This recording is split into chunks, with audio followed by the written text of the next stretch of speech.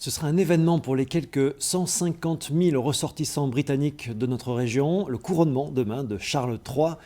Le souverain devrait prochainement revenir en Aquitaine. Sa visite, initialement prévue fin mars, a été reportée. Bordeaux et ses vins entretiennent des liens privilégiés avec l'Angleterre. Des Anglais ont d'ailleurs acquis un vignoble à Bordeaux. Jean-Pierre Stahl, Dominique Mazère. Welcome to Château Georges VII. À 50 ans, Sally Evans a décidé de changer de vie. Après une carrière dans une société de conseil boulevard Georges V à Paris, elle a acquis en 2015 un domaine de 3 hectares à Fronsac qu'elle a baptisé du nom d'un futur roi, non pas Charles III, mais de son petit-fils Georges, le fils de William. Le prochain roi Georges d'Angleterre sera Georges VII, donc c'est un petit regard vers l'avenir. Sally Evans produit 15 000 bouteilles de vin rouge, dont un tiers est vendu en Angleterre. Le reste à la propriété et sur les marchés anglo-saxons et européens.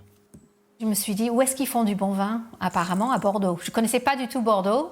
Je suis venue dans la région, j'ai adoré la région et je me suis dit, bon, c'est ici que je vais vraiment monter un projet de vin. À Margaux, les Sichel, originaires de Londres, sont fiers d'afficher au château Angludé leur double identité. La famille ici est présente depuis 1961. Ce sont mes parents qui ont fait l'acquisition à Angludé et depuis les Anglais sont là.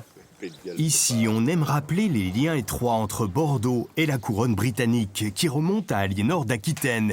Épouse du roi d'Angleterre Henri II, elle favorisa un commerce outre-Manche avec des mesures anglaises qui sont restées à Bordeaux.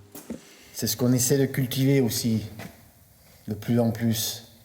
La finesse, la précision. La précision, l'expression. L'expression, il faut que le vin parle. Ces vins étaient transportés dans des grands tonneaux. Et c'est là où a démarré l'unité de mesure que l'on utilise aujourd'hui encore pour mesurer le tonnage des bateaux. Ça fait référence aux tonneaux de vin qui étaient exportés depuis Bordeaux vers l'Angleterre à cette époque-là. Donc un tonneau, c'est 900 litres. Et ensuite, pour faciliter la manutention, a été inventée la barrique bordelaise de 225 litres.